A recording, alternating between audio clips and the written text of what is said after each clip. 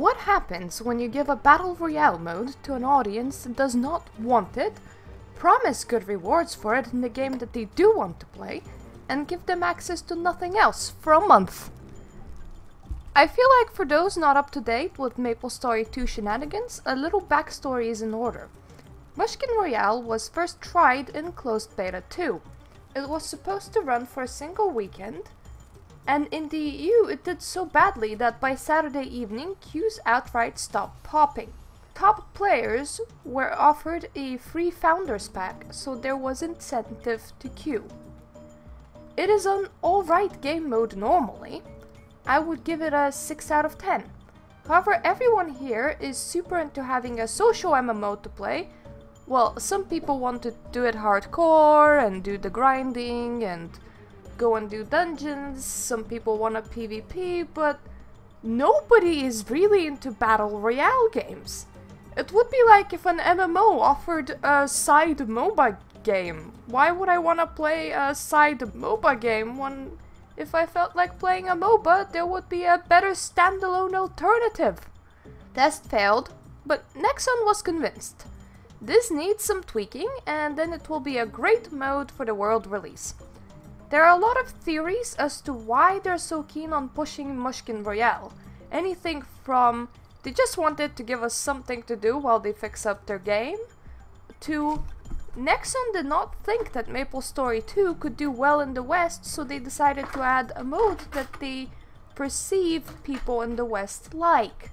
So fast forward to the end of August. Maplestory 2 is announced to release on October 10th, with early access being available on October 1st, but up until then, players will have access to Royale Park Hub and will be able to queue for Munchkin Royale. Munchkin Royale will have silver free pre-season ticket and a golden pre-season ticket costing $8. These tickets will provide nice cosmetic goodies that will transfer over to the main game, but will be fairly grindy to get. On top of that, Munchkin Royale will have its own currency, and you will be able to spend a good amount of said currency in order to get yourself mounts, costumes, cosmetic vouchers, and similar stuff.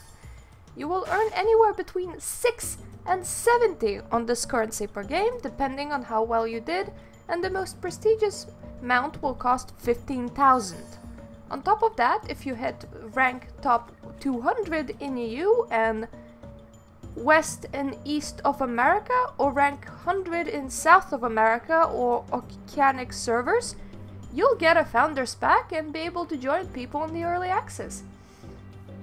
So now you have plenty of incentive to play, and a group of people tempted to play even if they don't want to. This is prime ground for exploits to be created, and that is what we see. Nexon added a new skill to their Battle Royale game in between closed beta 2 and pre-season, which was just a block that you could place to get people to stop chasing you. But it had an unintended reaction when coupled with the orb. In fact, the orb would have had this unintended reaction coupled with practically any tough piece of geometry, but it was much harder to recreate when us couldn't ourselves place down a tough piece of geometry required.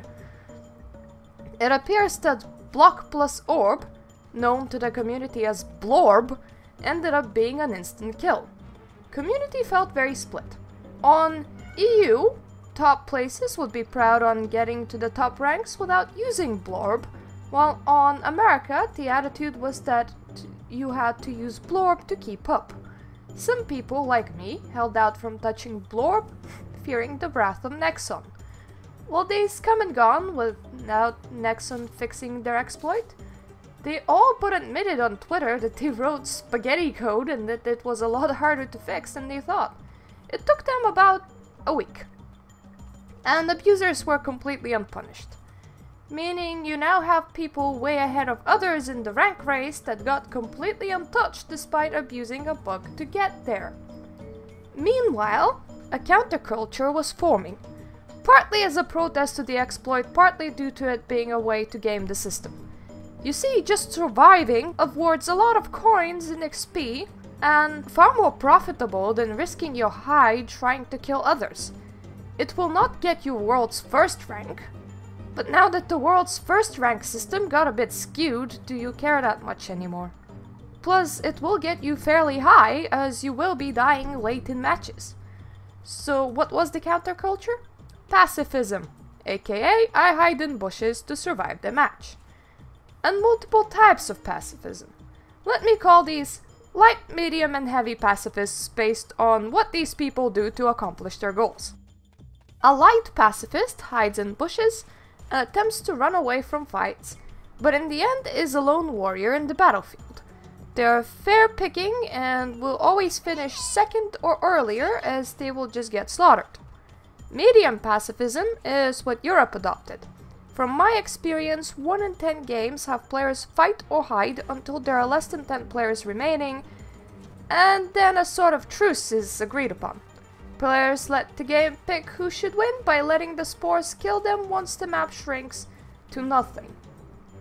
Before the map shrinks to nothing, players under agreed truce sometimes suicide to get a single player their pacifist title, which requires winning the game without killing anyone, or by getting a player that performed well in the match they kill 10 people title by agreeing to die to them in that circle. Sometimes betrayals happen and a player will attack others after pretending to go along with other players' shenanigans, but as said player is likely to be matched with the same people at least several times more that evening, they're risking becoming a hunted target. This disrupts other players' gameplay to a medium level, as in the end, if 7 out of 8 players just decided on a truce, you can either join them or be very likely to die.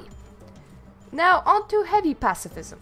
This happens mostly in American servers, but at the same time, due to heavy pacifism meeting a smaller player group, it also is completely destroying the Oceanic server.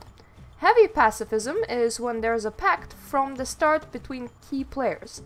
However, this does not end with them agreeing not to fight, or even just lumping together. This ends with this pact including players that can and will attack other players, but not the same players that they're standing with. At the situation's worst is the Oceanic server, where people rotate as attackers, defenders, and pacifists. Defenders warn the pacifists of dangers incoming, attackers chase the danger down and eliminate it, meaning there is no longer a place for legitimate play. My take on this? Pacifism should be addressed, but not as drastically as some people would like to see it addressed. Ban the pacifists by now and you gotten rid of a large portion of the remaining player group that are willing to engage in Mushkin Royale mode to begin with.